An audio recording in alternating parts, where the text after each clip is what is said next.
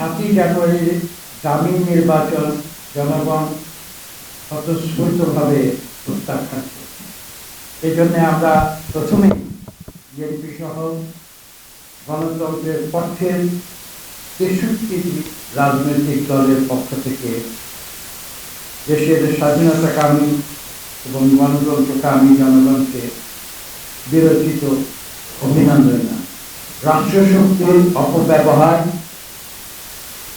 দামি নির্বাচন কমিশন, দামি প্রার্থী, দামি ভোটার এবং সর্বশেষ দামি অবজারভার নিয়ন্ত্রণের মাধ্যমে এই সরকার আজকে সাফাই গাইলেও বাস্তবতা হচ্ছে দেশের জনগণ একচেটিয়াভাবে সারা দেশে এমন অসংখ্য কেন্দ্র ছিল যেসব কেন্দ্রে সারাদিন একটি ভোটও পড়ে।